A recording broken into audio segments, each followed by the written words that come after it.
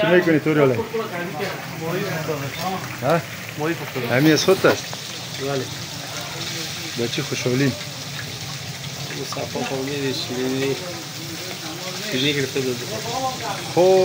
ایره مصطفی شیرینی داد. خب کم استادش اینجا بگاه نکرد. ایره سینه بگو یاد بگی. استاد جان. زیاد بود بگاه نکرد. با کشت از دست بید. با چی کنیش؟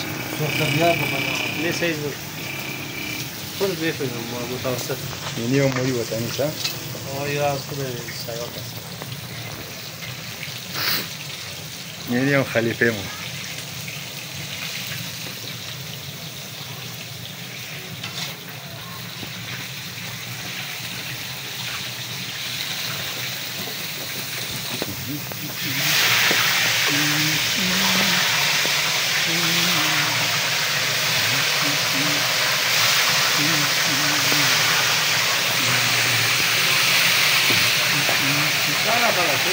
چشم.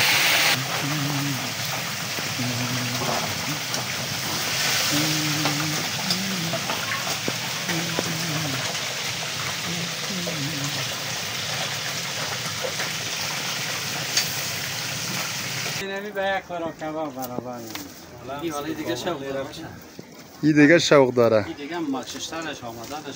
حالا این از عکس دیگه باشه. مار است مار. ماهی چوچه چی شد؟ ماهی چوچه وطنی بچه شیعت. این ماهی دریای سیاد است. ماهی تمام خلاص.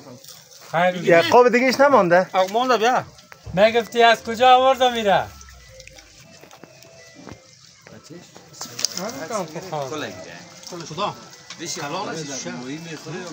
حال ماهی میخوری یا مار میخوری؟ ماهی خو خار داره؟ ها؟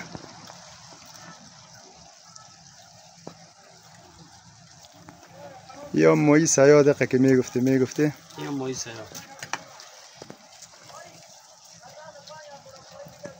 شیرینی خوری مصطفی جان. آفرین. یار از امی اسین که خود تکړه است نیست؟ اسین در